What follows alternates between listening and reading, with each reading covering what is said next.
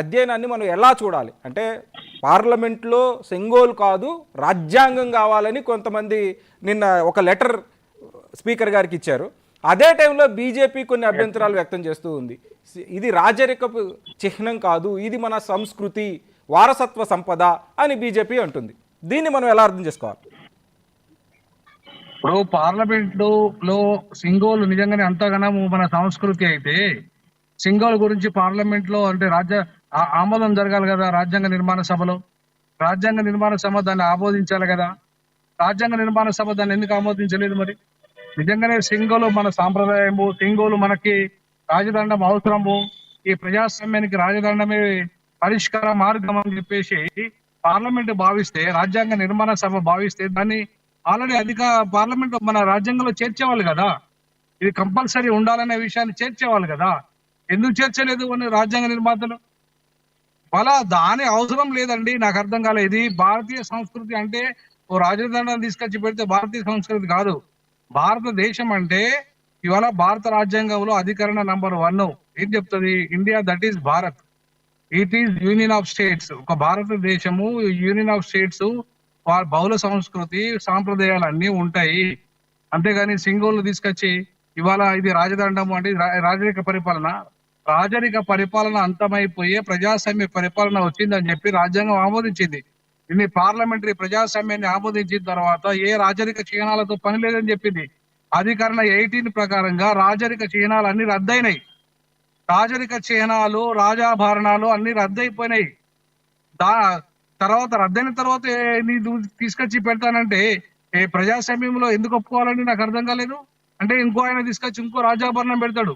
ముస్లిం అయినా ఇప్పుడు 560 సంస్థానాలు విలీనమైన ఈ దేశంలో నువ్వు సింగోలు పెడితే ఇంకో ఆయన ఇంకో దండం పెడతాడు, ఇంకో ఆయన ముస్లిం అయినా ఇంకో దండం పెడతాడు, ఇంకో ఆయన ఇంకో సాంప్రదాయం అంటాడు. మరి అవన్నీ పెడదామా? అవన్నీ తీసుకొచ్చి పెడదామా పార్లమెంట్ లో పార్లమెంటరీ సాంప్రదాయాన్ని గత 78 సంవత్సరాలుగా కొనసాగిస్తూ 75 సంవత్సరాలుగా కొనసాగిస్తున్న ఈ చరిత్రను వక్రీకరించే క్రమంలో ఈ రాజాభరణ సన్నాసులు వీళ్ళందరూ వచ్చుడేందండి నాకు అర్థం కాలే. వాళ్ళు ఏమైనా ప్రజల చేత ఎన్నుకోబడ్డోళ్ళు? వాళ్ళు ఈ సన్యాసులంతా వచ్చి పార్లమెంట్ లో ఉండడానికి వాళ్ళు ఏమైనా రాజ్యాంగ నిర్మాణ సభలో పాల్గొన్నారా? వాళ్ళు ఏమైనా చర్చ చేసినా రాజ్యాంగ నిర్మాణ సభ గురించి? రాజ్యాంగం ఇట్లా ఉండాలని చర్చ ఈ సన్యాసులంతా పాల్గొన్నారా? అలా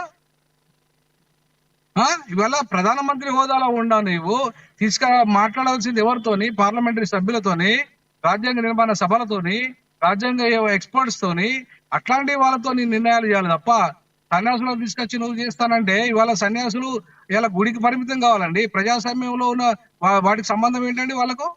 ఇక్కడ బీజేపీ అభ్యంతరం ఏంటంటే 1947 ఆగస్టు 15న నెహ్రూ గారు దీన్ని స్వీకరించారు, ఇప్పుడు మీకు కొత్తగా అభ్యంతరం ఏంటి అనేది వాళ్ళు అడుగుతున్నారు. నెహ్రూ గారు ఏం స్వీకరించారు?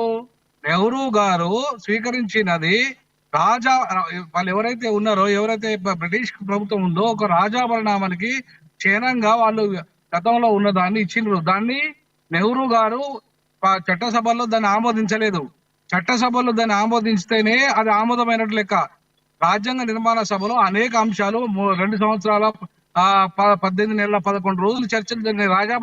రాజదండం గురించి ఎందుకు చర్చ జరగాలి? మరి నిజంగానే నెహ్రూ గారు దాన్ని ఆమోదిస్తే, నెహ్రూ గారు దానికి సంబంధించిన చిహ్నాన్ని రాజ్యాంగ నిర్మాణ సభలో పెడితే దాని మీద ఎందుకు చర్చ జరగలేదు? ఎందుకు చర్చ జరిగి ఆమోదించలేదు దాన్ని?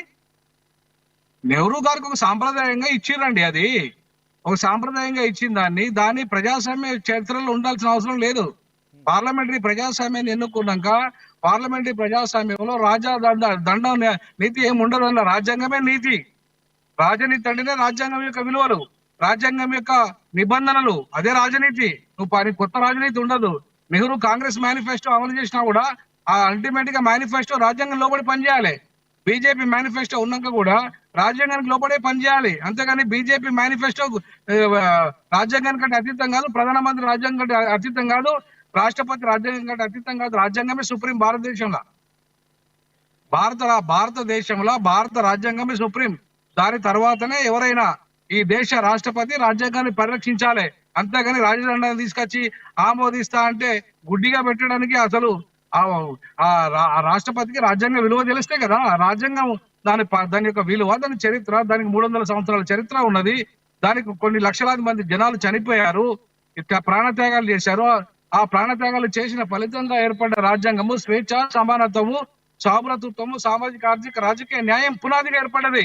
రాజదండం పునాదిగా ఏర్పడలే, మన ధర్మం పునాదిగా ఏర్పడలే, ఒక హిందూ ధర్మం పునాదిగా ఏర్పడలే, ఒక క్రైస్తవ ధర్మం పునాదిగా ఏర్పడలే, లేకపోతే ఒక బౌద్ధ ధర్మం పునాదిగా ఏర్పడలే, బహుళ ధర్మం పునాదిగా ఏర్పడది భారత రాజ్యాంగము. అంతేగాని ఒక సాంప్రదాయాన్ని, ఒక మతము అధికారిక మతం ఏమన్నా నిష్ఠ రాజ్యాంగం పెట్టడానికి ఏం హిందూ మతమైన అధికారిక మతం అందులో కాదు కదా. అన్ని మతాలు సమానము. భారత రాజ్యాంగం ప్రకారంగా అన్ని మతాలు సమానం. ఏ మతము అధికారిక మతం కాదు, ఏ మత సాంప్రదాయం అధికారిక మత సాంప్రదాయం కాదు, ఏ మత చిహ్నము అధికారిక మత చిహ్నం కాదు. ఎట్లా తీసుకోండి.